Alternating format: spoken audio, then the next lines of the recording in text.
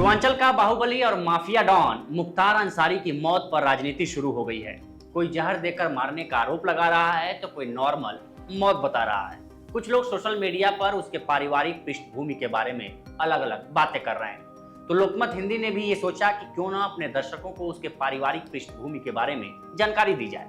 मुख्तार अंसारी का जब जेहन में नाम आता है तो सबसे पहले हामिद अंसारी का चेहरा लोगों के सामने आता है।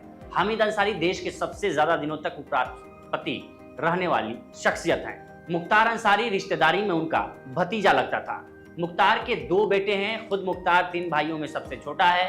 मुख्तार का परिवार शुरू से ही सामाजिक रूप से बड़ा समृद्ध रहा है। उसके परिवार में स्वतंत्रता संग्राम सेनानी से लेकर भारतीय सेना में ब्रिगेडियर तक की पोस्ट पर लोग रहे। इस वीडियो में हम उसके परिवार के बारे में जानेंगे और ये भी जानेंगे कि वो कैसे जराइम की दुनिया में कदम रखा। नमस्कार, मैं उपेंद्र कुमार। 30 जून 1963 को गाजीपुर के यूसुफपुर गांव में जन्मे मुख्तार अंसारी का परिवार वेल एजुकेटेड था।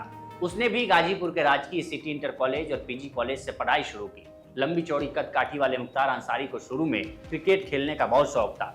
लोग बताते हैं कि वो तेजी से गेंदबाजी करता था, लेकिन किसे पता था कि ये इतना तेज चलेगा कि खेल के मैदान से जुर्म की दुनिया में पहुंच जाएगा। एक इंटरव्यू के दौरान मुख्तार अंसारी के बड़े भाई अफजाल अंसारी ने बताया था कि मुख्तार के गाजीपुर में पढ़ने के दौरान उसकी दोस्ती साधु सिंह नाम के लड़के से हो गई। दोस्ती के चक्कर में उसने कई दुश्मनियां पाल ली और धीरे धीरे वो जुर्म की दुनिया में बढ़ता चला गया। शुरुआत में मुख्तार मखानू सिंह गैंग का सदस्य बना। उस वक्त गाजीपुर, वाराणसी और मऊ के इलाके में 2 गैंग सक्रिय हुआ करते थे।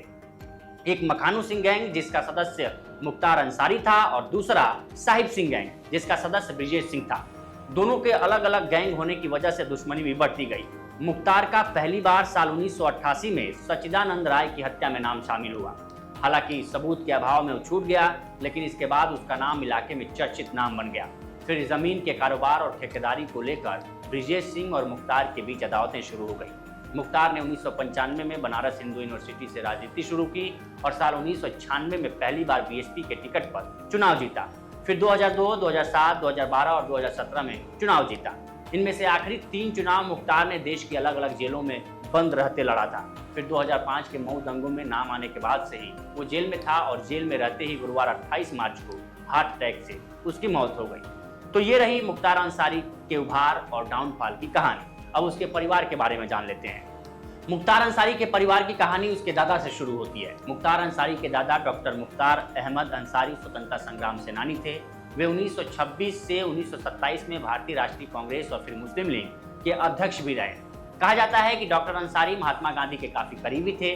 वो गांधीवादी विचारधारा से जुड़े थे। जब देश का बंटवारा हुआ तो डॉक्टर मुख्तार अहमद अंसारी के परिवार के कई सदस्य पाकिस्तान चले गए। डॉक्टर मुख्तार अहमद अंसारी के बेटे सुबहानुल्लाह अंसारी देश के बड़े वामपंथी नेता थे। सुबहानुल्लाह ने बेगम राबिया के साथ शादी की थी। दोनों से 3 बेटे हुए, सिबकतुल्लाह अंसारी, अफजाल अंसारी और मुख्तार अंसारी। मुख्तार के बड़े भाई सिबकतुल्लाह अंसारी 2 बार विधायक रह चुके हैं। दूसरे भाई अफजाल अंसारी 5 बार विधायक और 2 बार सांसद चुने गए हैं। साल 2024 के चुनाव में भी सपा ने उनको गाजीपुर से लोकसभा के मैदान में उतारा है। मुख्तार अंसारी के 2 बेटे हैं, अब्बास अंसारी और उमर अंसारी। अब्बास ओम प्रकाश राजभर की सुहलदेव भारतीय समाज पार्टी से साल 2022 में विधायक बना, लेकिन फिलहाल वह जेल में है। दूसरा बेटा उमर अंसारी भी पुलिस के निशाने पर है।